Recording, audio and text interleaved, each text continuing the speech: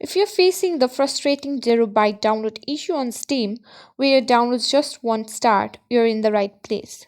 Today, I'm going to walk you through some proven solutions to get your games and updates downloading again. So let's dive in right in. If you're using a VPN or a proxy, it might interfere with Steam's ability to download files. Try disabling any VPN or proxy settings and attempt the download again. Go to your settings and look for network and internet. Scroll down until you find proxy.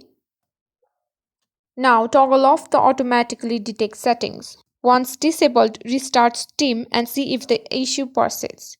If it does, then toggle it on again. Now we can go ahead and try to clear cache, including our DNS cache and our Steam download cache, the second of which will reset any download progress if you have.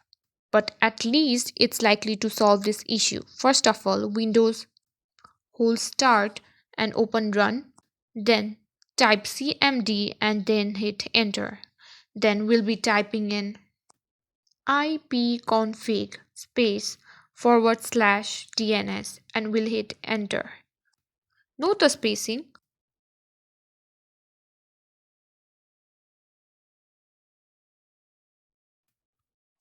Now we'll hit start once more and this time we'll type in steam colon / config one word.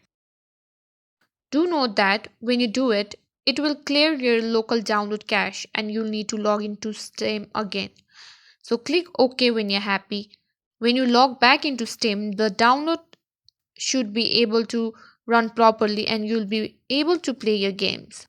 That was our top solutions for fixing the 0 byte download issue on Steam. I hope one of these fixes worked for you. If it did, or if you have any other solutions that worked for you, let us know in the comments below. Don't forget to like, subscribe and hit that notification bell for more troubleshooting guides. Thanks for watching and I'll see you in the next one.